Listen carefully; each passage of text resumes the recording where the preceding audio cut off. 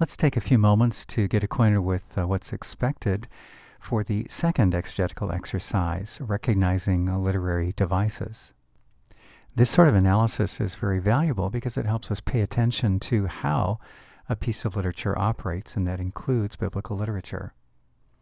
Think of the writers, whether it be a narrator or a poet, as a craftsman, someone who's got a workbench in front of them, and they use a variety of tools in order to chisel out the message that they are inspired to convey.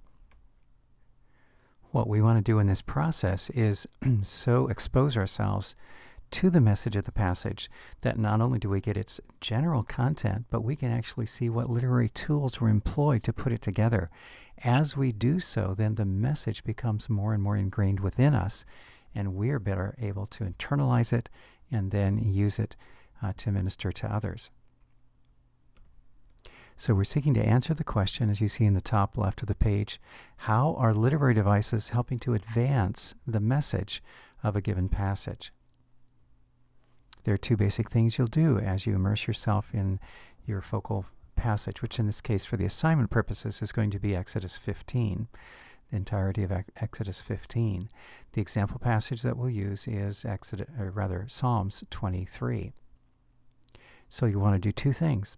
Begin by listing in bold font the literary devices that are at work in the passage.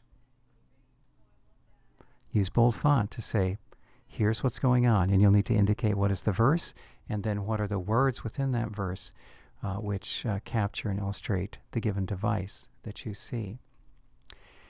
Sometimes, as we instruct regarding literary devices, we stop at that point, just creating a catalog. However, we do not, for this assignment, we must not stop at that point, and I encourage you to be in the habit of not stopping at simply showing what you know, but show what you've learned as far as the dynamism of these literary devices. So, after listing in bold font the literary device, move on, and for each and every device that you list, briefly assess how it is, in your opinion, that this is a significant device. What is it that it contributes to propel the message of the passage? You may be saying to yourself, well, how do I know what it contributes? Think of this. Anytime a literary device is used, the same basic content could be conveyed absent the device. That is to say, the same content, the same message could be expressed, communicated in a fairly bland and plain fashion without using the refinement of that given literary device. So what you want to do in order to assess what's the significance of the contribution of that device is to imagine, how could I take the message, which is there now, propelled by the literary device, express that message without the literary device? And the difference between the with literary device and the without literary device conveyance of the same message will tell you how significant the use of the literary device is. Here's an example then from Psalm 23. We notice that right out of the gate in verse 1, the psalmist employs a metaphor. The phrase that you would want to produce to demonstrate that in your fuller form of the assignment would be, it's a metaphor. By the way, notice it's in bold. Make very clear that you're identifying, you're labeling the device. And then the wording would be, the Lord is my shepherd. In the phrase, is my shepherd, that's a metaphor. Just by way of review, if it were a simile, it would use like or as. The Lord is like my shepherd. The Lord operates as my shepherd. In the absence of those particles, then it's a metaphor. Now, we don't want to stop with simply labeling the device. We want to move on to ask ourselves, what's the significance of employing that metaphor, likening the Lord to a shepherd? What we want to do then is to think, how could the message of the Lord as shepherd be conveyed without using that metaphor, without naming the Lord as shepherd? What we need to do in order to convey that same message is to think, what's a shepherd about? Why did the poet use that? You would come up with things like, well, in relation to the sheep, the shepherd is more knowledgeable, the shepherd is stronger, able to offer protection, wiser. That's rather like knowledgeable, isn't it? The shepherd has a vested interest in caring for the well-being of the sheep, so he's caring. Let's just take those three. knowledgeable, stronger, and caring. All right, we can then convey, at least in part, the message of Psalm 23:1 without the metaphor in the following way. Instead of saying the Lord is my shepherd, we would say the Lord is stronger than I am, caring about my well-being, and he is wiser than I am. Now we've delivered the same content, but we've done it without the use of the metaphor. And now we stand the two side by side and say, what is lost by just delivering the content without employing the metaphor? I think you would agree that part of what's lost is the artistry and beauty and compactness. By using, or let's put it negatively, by avoiding the metaphor, by just saying the Lord is stronger, wiser, and caring, then it leaves us with a rather bald set of traits. Very mechanical, isn't it? It's fairly dull. Certainly rich and valuable, but it's very dull.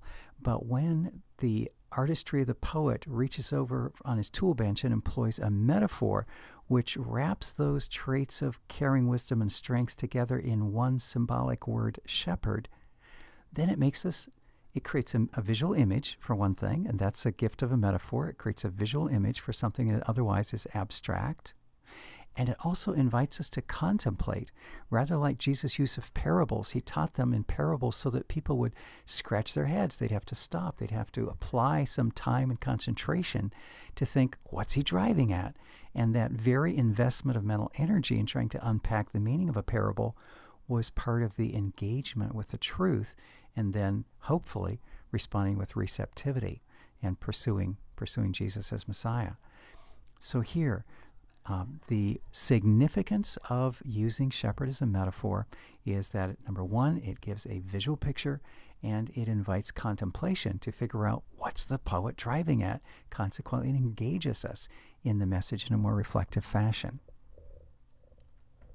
Now it's your turn.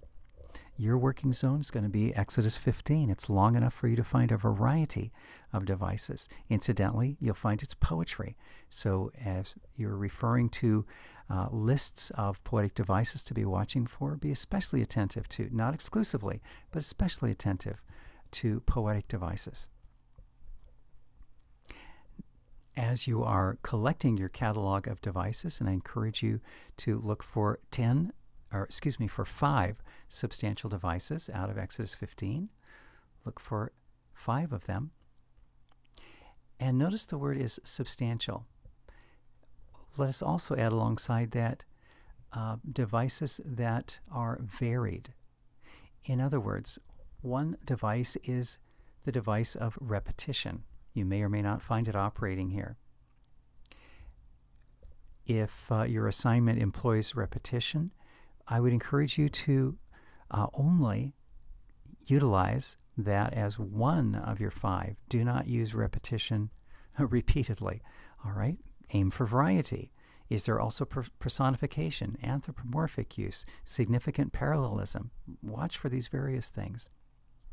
Secondly, let it be substantial. Let's suppose you find repetition operating and you notice it in the article the waters, the Egyptians, all right, I think we can agree that that is not a substantial repetition. That's a fairly mundane one. So drop those. You may wind up with 10 devices that you first discover, and you'll have to discard 5 of them, either because you've already used that device, listed it, or perhaps because it's an insubstantial and insignificant use of that device. So look for meaty ones and look for variety among them. And then notice that half of your score for this will be your discussion of the significance of each device. And from one device to another, the significance will be different.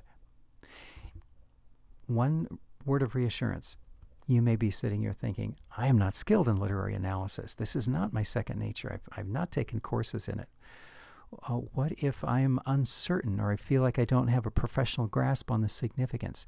My encouragement to you would be, again, just go through these steps.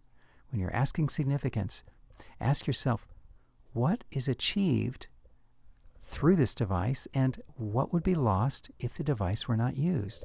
If instead he or she abandoned the device and simply conveyed the content that was laid hold of by the device apart from it. So take a shot at it, and you will find as you do so that your awareness of the dynamism of the message will significantly, maybe even exponentially increase. As a result, this passage will become more your own. The message will get inside of you. Think of it in a sense as a disciplined fashion of meditating on God's Word as you pick up the lens of literary devices and examine carefully what's going on in a passage. You'll see here that you should be able to complete this assignment in 1 to 2 pages, probably 2 pages, and please double space it.